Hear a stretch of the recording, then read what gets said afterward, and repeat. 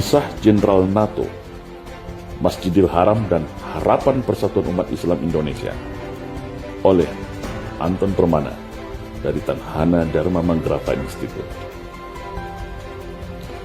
Di dalam sebuah wawancara di televisi Al Jazeera, setelah Amerika dan sekutunya menginvasi Irak, seorang jenderal NATO ditanya oleh wartawan Al Jazeera,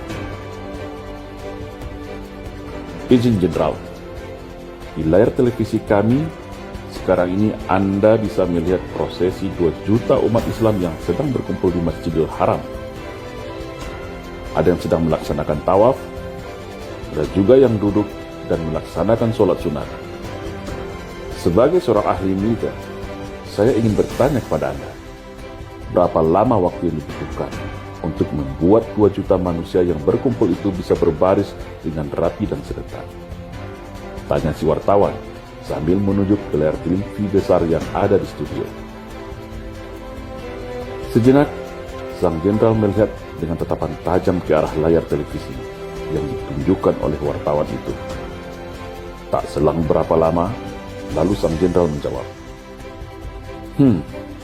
dalam hitungan saya, kalau mereka itu masyarakat sipil, bisa butuh waktu 1 bulan untuk melatihnya. Tapi kalau yang berkumpul itu tentara, butuh waktu 10 hari melatihnya.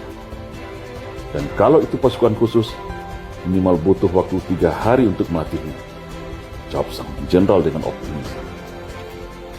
Lalu si wartawan menjawab, "Oke, baik. Terima kasih atas jawaban Anda, jenderal.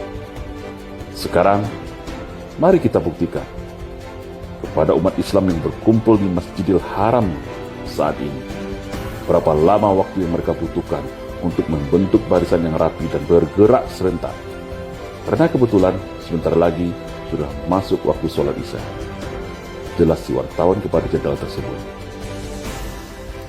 Lalu tak lama kemudian, terdengarlah suara iqamat dari muazin sebagai penanda akan dimulainya sholat Isya berjemaah. Seluruh manusia yang ada di dalam dan di luar masjid langsung bergerak serentak, mengambil posisi sholat bersaf-saf membentuk lingkaran mengelilingi Ka'bah. Otomatis, pemandangan ini membuat kaget dan tajuk sang jenderal yang kebetulan beragama Nasrani.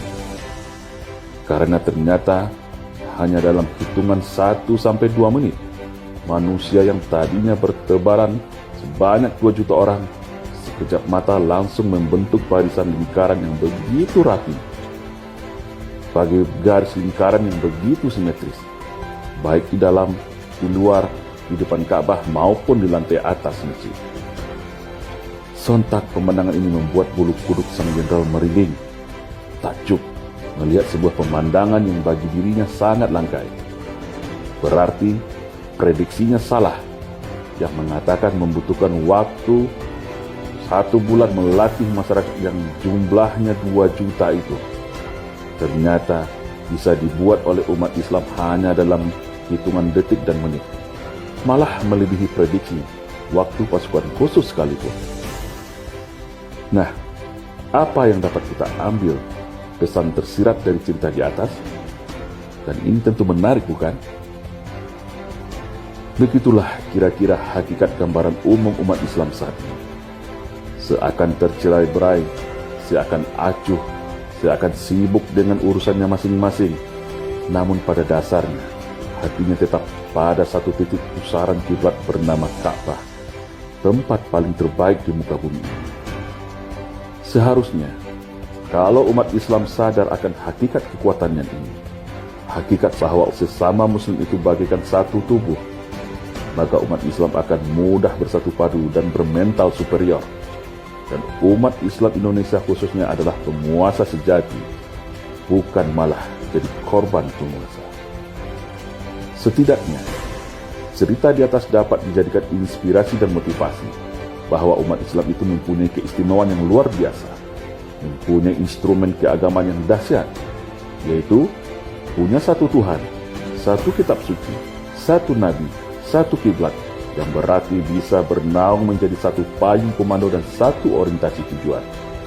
Makanya, di Masjidil Haram tadi, walaupun 2 juta manusia dari berbagai negara berkumpul dari semua aliran, tetapi Ketika komando iqamat dibacakan, semua serentak berbaris mengambil posisi, taat komando mengikuti sang imam.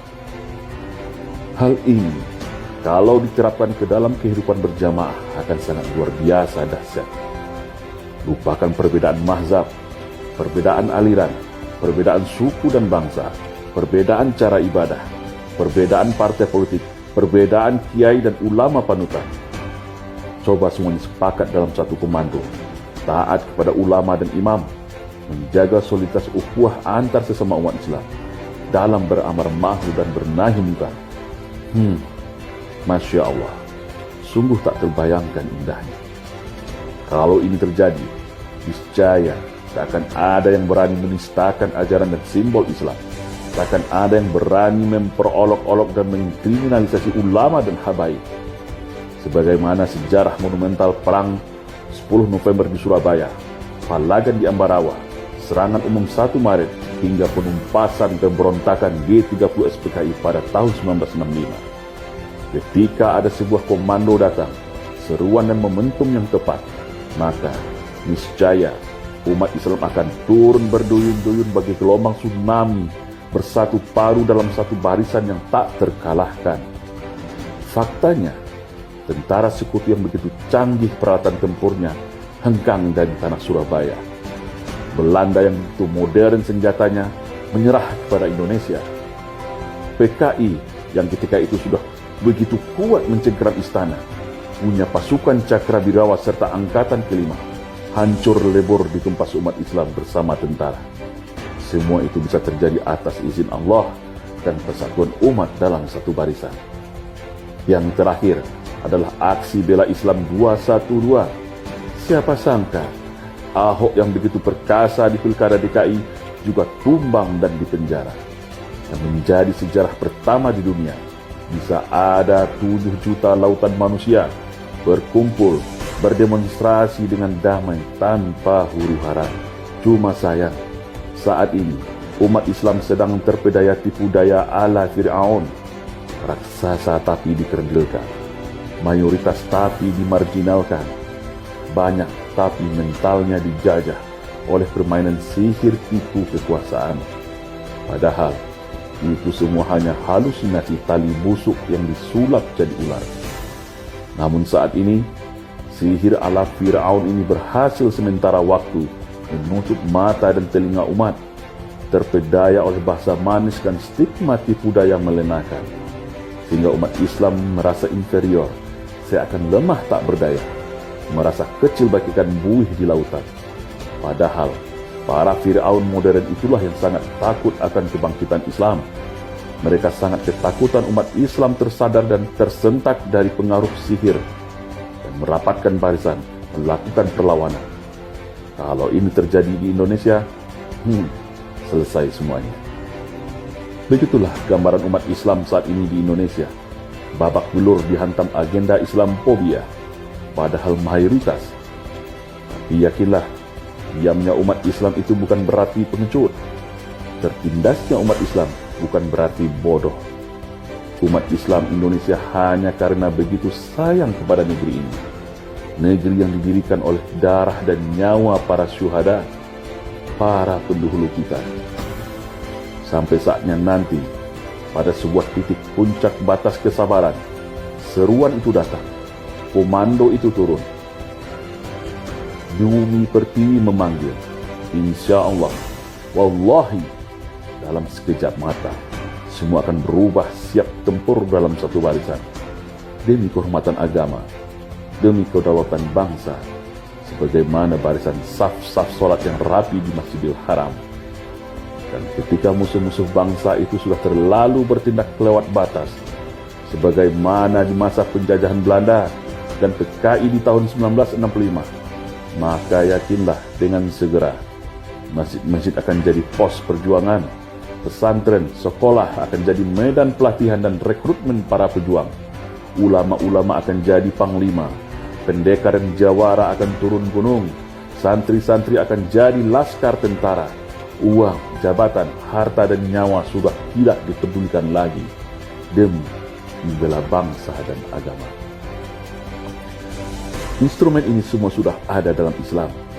Wahdatul fikrah, wahdatul harokah, wahdatul tarbiyah, dan puncaknya adalah jihad fi sabilillah, yaitu kesamaan fikir, kesamaan gerak, dan kesamaan nilai, berjuang bersama-sama di jalan Allah dengan segenap jiwa dan raga.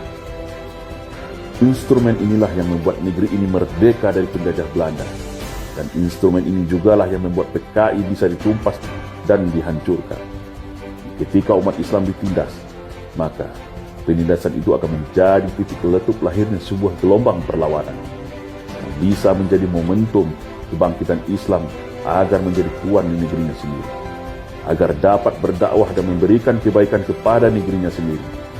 Indonesia yang rahmatan lil alamin, tanpa korupsi, tanpa penjajahan, tanpa pengkhianatan, tanpa ketidakadilan, dan tanpa kesewenang-wenangan.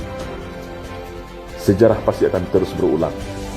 Sejarah kejayaan negara Kertagama seperti Majapahit dan Sriwijaya yang gemilang, seperti Mataram, Samudra-Pasa yang cemerlang. Konsepsi negara Kertagama yang menjadikan agama mayoritas rakyatnya sebagai panduan utama selayaknya Pancasila dalam rumusan bernegara kita hari ini, yang bersanding indah dengan agama di bumi Nusantara. Insya Allah.